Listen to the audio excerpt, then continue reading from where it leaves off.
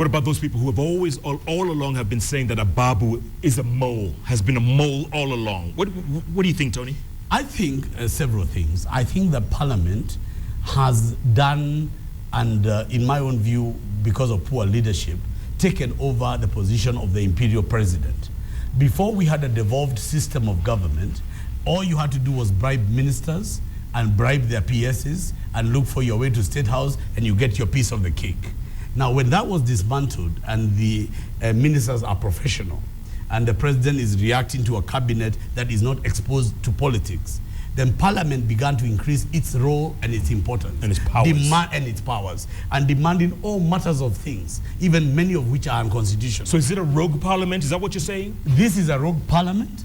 And it is a parliament, in my view, which is one of the worst. You compare the 7th parliament. When you had Gachoka Tabaki, you had Mukisa Kitui, you had Georgia Nyona, you had people who even you went home to listen to them on the 6 o'clock news. Today, can you name me 3 MPs who you can give me a quote? 1 MP. Let me ask you this. It is not a problem of the ODM. Even in Central Kenya, I don't know our members of parliament. I don't know what they say. I don't know what they do in that house. And that is why I'm saying we've got to be very careful as a nation.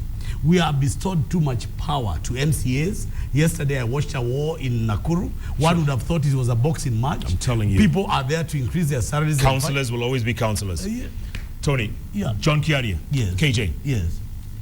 ODM. I know John well. Yeah, and a good friend of Ababu's, by the way. I know John. He's tweeting and he says, could curtailing Ababu's bigger political ambitions be one of the games at play? And he gives an example. He says, it was done to the young Paul Mwite in the 90s when he emerged strongly as a possible successor of opposition Honcho Jaramogi Oginga Odinga, never to recover his path onto ascension to higher office. Could this be the same thing? John Kerry, good friend, can I answer you with a question? And then, John, was I not with you at the house of the late Fidel Odinga when I came to give my condolences? Were you not present when I was stoned because I was asked, what am I doing in a house of Raila? And Fidel was my friend. So what does Fidel's death have to do with politics? John Kerry, were you there? That's your answer. This is a country where you can't even mourn a friend. This is a country where you can't be yourself.